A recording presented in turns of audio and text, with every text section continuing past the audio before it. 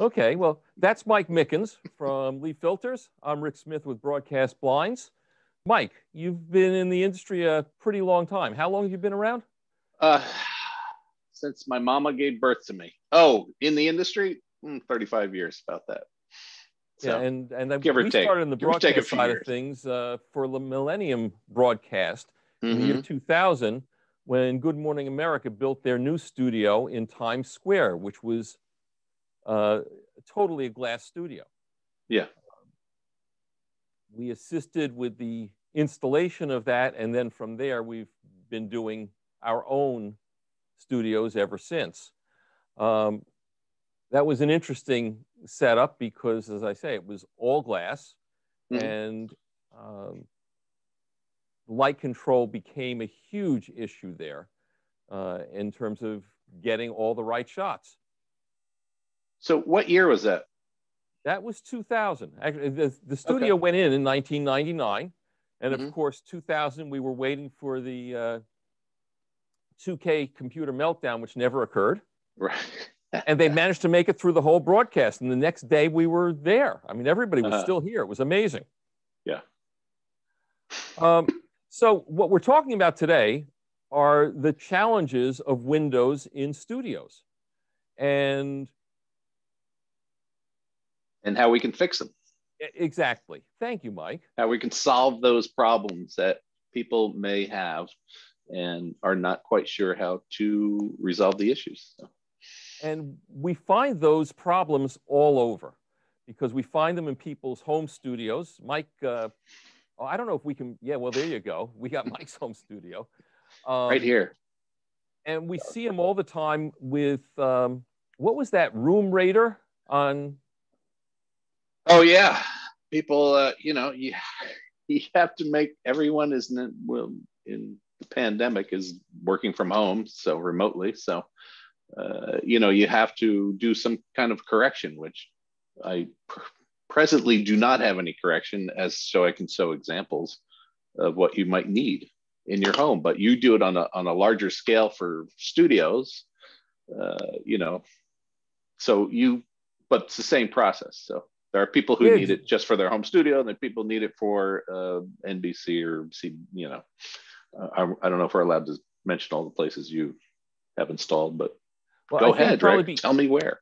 It'd probably be easier to tell you where we haven't done any work, because we've done work for every major network in the U.S. and many of them outside the U.S.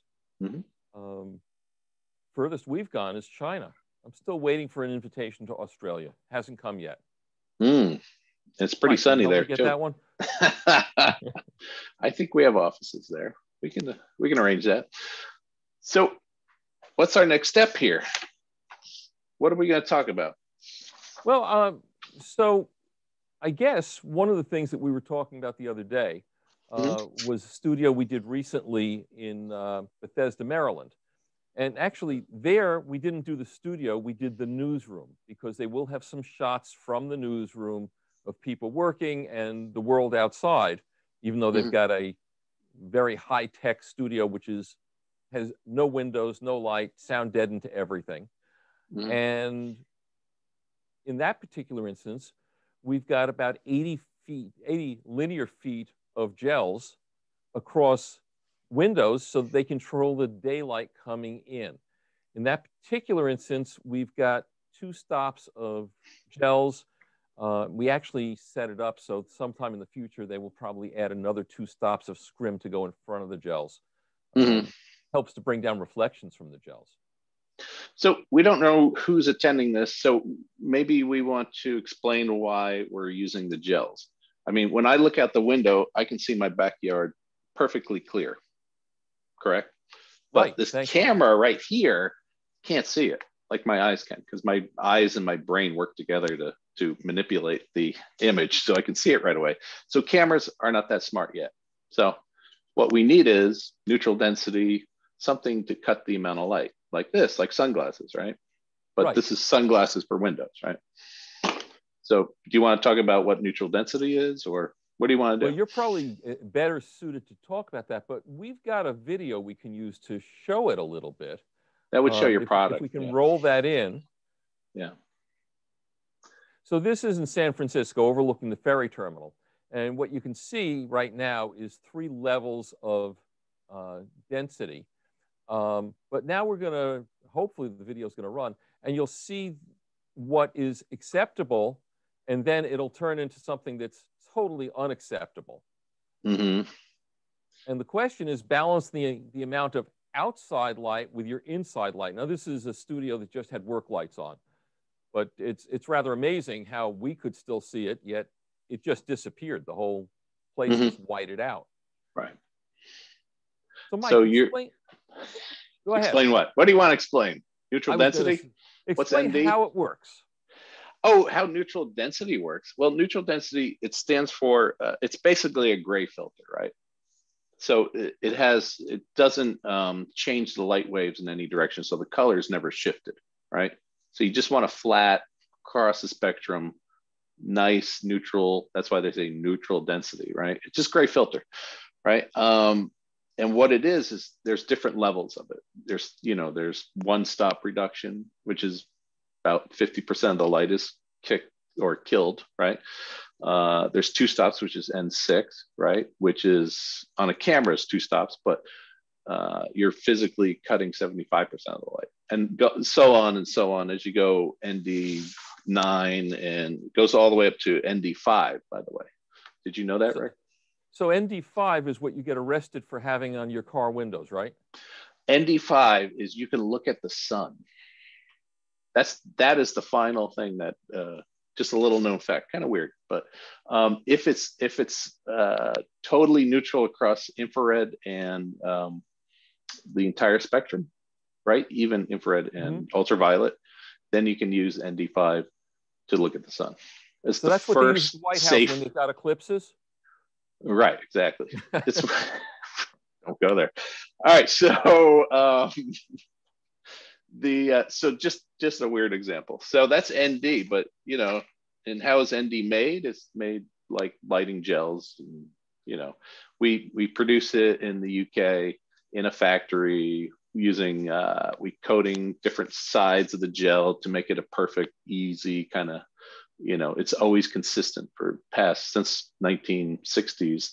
It's the same gel, hasn't really changed. Same manufacturing process. Nothing's really changed how it is. So that's why it's totally consistent. That's why people use our gels. So if I take a gel out of a box that I stored in 1970 and put it next to one of your gels from today, I should store it properly. Yeah. Yeah. I should expect it to be virtually the same. Yeah. And you've got this control because you're making it your own factory. Absolutely. So, and the reason why people use it is because we coat both sides. So we start with the first side, and basically, so the process when you coat the first side, you have the viscosity and everything is chemically done, right? So if there's any slight variation, when we coat the second side, we can correct the viscosity and the density of the next coating. So that's how we kind of get it to be absolutely perfect. Very cool. Yeah. Something you learn, something new. Hopefully somebody learned something. So absolutely. So what else are we doing today? We're doing Q&A later, right? Yeah. Well, if anybody's got questions for us, they'll probably pop up. I haven't seen anything come through yet. Okay. Have you, you're supposed to tell me, oh, I have a question here. Okay. Can I ask this question, or do you want to tell a story about? Oh, you can ask a question. Okay. Let's try that. The question that I just saw, what is the best way to help talent at home? The best way to help talent shoot at home because of all the windows. So let's say they have the setup like I have. What would you recommend? Well, there's a couple things you can do. The more permanent version of things would be that we create a system so that they can roll gels in and out and scrims appropriately and actually do it. But if it's temporary, there's that old method with a little bit of water and a spray bottle. Yeah, a little bit of soap in it too. Helps it cling to the glass. So just a very small amount. You did something like that in, where was it? LAX? No, actually, Ontario Airport. I did a music video back many years ago for a boy band called Big Time Rush. They were on Nickelodeon. It was a TV series, sort of like the Monkees. And we were doing a music video called Worldwide, and it takes place inside an airport. And we had to get a long tracking shot of one of the lead characters singing, and we wanted to see the background, which was an airplane placed on the tarmac for us, which costs a lot of money. And so the director wanted us to, follow through the entire shot. So what we had to do is order a lot of gels, I think about $10,000 worth of gels, to plaster all the windows in the airport so we could look at this plane as we went by. So in the final version, I think we see it for like 5 seconds, maybe. So, but that's how it is in editing. So, but the one thing that we did have was to make the run longer. We were having a problem. We were basically running out of money. So what I did was cut the bottoms out. So they blew out like this, so they look like light sources. But on top, you could actually see where the plane was sitting on the tarmac. So just a simple solution to a fairly expensive problem. So. Pretty cool. Yeah, you wouldn't want a permanent solution in the airport to that. No, they're very picky. They don't want things attached to the airport, so they get a little particular about that. So here's an example. You could see how it works. You can see some of the details here. I have some thicker ND, this is 299, which is 4 stops. So in this setup, and this is 3 stops right here. So you kind of get an idea where you can get details in the background. So that's why we're trying to get detail in the background. We're trying to recreate what the eye can do, right? Yeah, absolutely. Our eyes and brains are pretty amazing. Yeah. So it's interesting. We were talking the other day, in Washington, D.C., a lot of the shots, of course, of the Capitol. Mm-hmm. And the Capitol's become more of a problem in the last few years, not for political reasons, but because somebody decided to clean it. Mm-hmm. And so now it's very white and glistens. And when the sun shines off it, they actually have to use a lot of gels in order to deal with not only the daylight, but the reflection of the white from the Capitol. Mm-hmm. So we've seen instances where they're dropping it, 4, 6, like 7 f-stops in order to get their shots with a stand-up person in a small studio. That would be technically ND 2.1. Thank you. So, and they're doing it in a combination of multiple gels, correct? Absolutely. Yeah. Because that's the only way you can make it work throughout different points in the day as the light changes. And that's one of the challenges, of course. As the sun rises, gets higher, goes down, mm-hmm. You need to adjust it based on what's going on outside. And that's why we have multiple gels or multiple levels of filtering on a window. Mm-hmm. So it's not unusual for us to have 3 or 4 layers. Yeah. On a so window. It's a mechanical system that you have in place. What is the operating system that makes it all work together magically? Well, so explain that. Normally we automate it, and so they're all motorized. Mm-hmm. For lighting purposes, we want them to operate from the lighting console. Mm-hmm. So they generally are very easily operated off the lighting console using DMX. Cool. And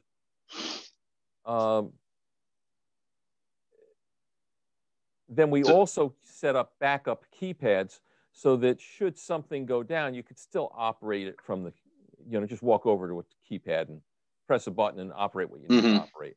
So you're not out of business even if something happens to the lighting console. Right. You could fry your lighting console and you can still operate them manually. Correct. Yeah. Do you do other systems like Bluetooth and other alternate? We tend to avoid them. We can. Yeah. But we avoid them because I'm a fan of hardwiring these things. Mm-hmm. If we do it radio frequency, which is Bluetooth or Zigbee or other RF systems. With so much radio waves going on in studios, there's just more of a possibility for them not to operate 100% the way you want them to 100% of the time. Mm-hmm. And so that's really my view, is if we can hardwire it, we hardwire it. Okay. I agree with that. I guess you've been there where something hasn't operated because of...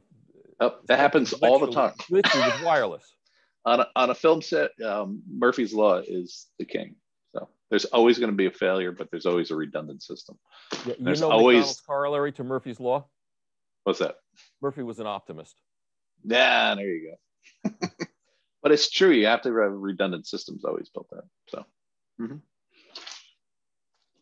Yeah. So what's our next phase here? We have more questions.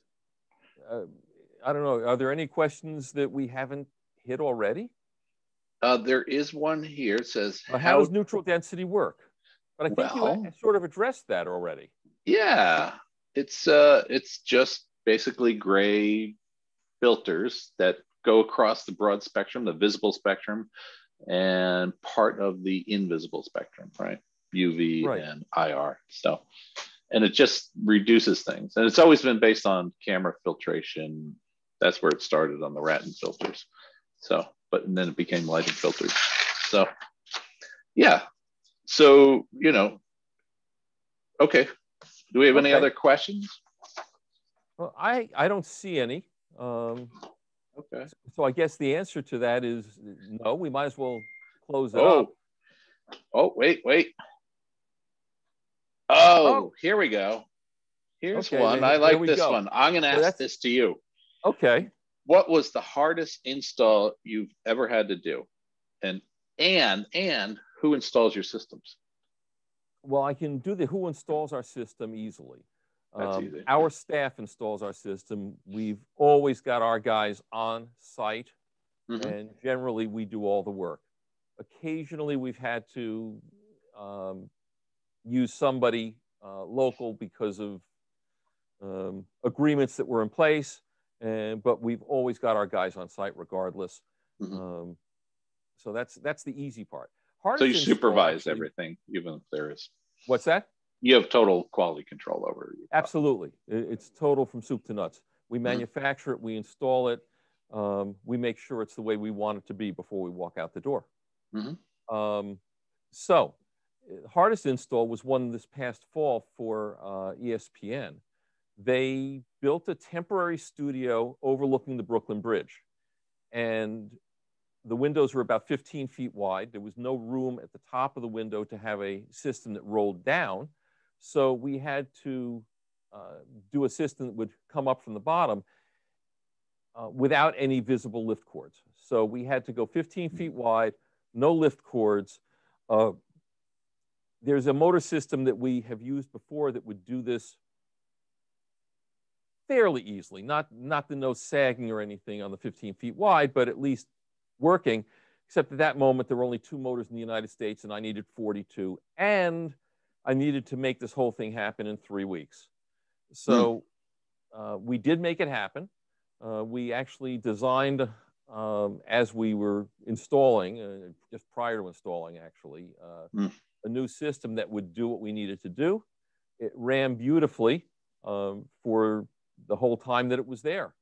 Mm-hmm. And honestly, it was the best looking gel system I've ever seen us do, which is surprising considering the complexity. Can you mention where it was? Or? Yeah, it was overlooking the Brooklyn Bridge from the South Street Seaport. Ah, okay. You definitely want to see the bridge back there. So.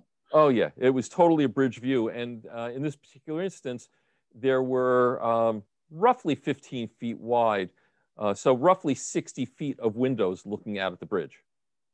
Nice. Okay. Hey, I got another question. It is that a limitation? Is there a limitation on the size for windows?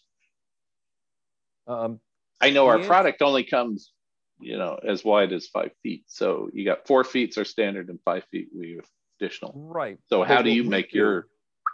We seam your product so that we can make them very tall. Mm-hmm. but we also there's some physical limitations. The widest we've done is about 16 feet, Okay. and I think we're going to be pushing that a little bit on a studio in New York in a few months. Okay. I think we're pushing it to closer to 17 feet. But okay. we haven't gotten in there to take site measurements yet. And last I heard, the studio was still in demolition phase. Oh, okay. So you can go and clean and install. That's probably the better way to do it. Yeah. Absolutely. We always go in for a clean install. We actually, I mean, as you know, the gels are like static magnets. So any dust, it gets it. We actually developed a system that reduces the static electricity, and we add that to our rolling system. Oh, how's that work? I'm just curious. It's a very specialized. Basically, we find a way to ground across the entire shade with metal. It's sort of strange, but it's we found it.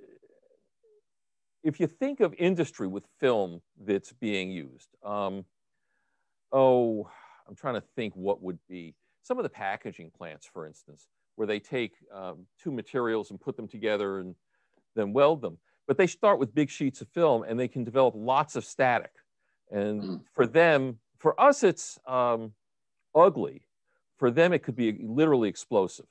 Okay. So they have to ground it and keep it well grounded so that they don't do that. No, did not know. So you actually ground into the electrical system. So you're into the pipes building. Yeah. You know, I mean, there's enough metal in a typical building that we can ground it that way. Right. But yes, shades are grounded. Go figure. Who knew? Who knew? Certainly I didn't. So we decided to start doing it. All right. We have any more questions or? I think we're probably good. Okay. So do you want Mike, to tell everybody how to get a hold of you if they need you. Okay. We could put it in the chat box. I believe you could reach me. The best way would be marketing PR at leaffiltersusa.com. So if you need any questions about gels, you can answer. And how do we get a hold of you? I believe it's right there. It popped up. And you can look me up on LinkedIn, and you can also look me up on my website. So my personal website. And Rick, how do we get a handle or call you or get a consult? Well, that's easy. Go to Rick. Either go to broadcastblinds.com. And somewhere on there's a form that's going to give you a chance to reach out, or just send me an email, rick@broadcastblinds.com, RICK@broadcastblinds.com, 212-298-8980. Excellent. Good. Mike, thanks for hanging out. Hey, thanks. It was fun to chat, Rick. Yeah, it's always fun to do this coastal thing. All right. Good night, everybody.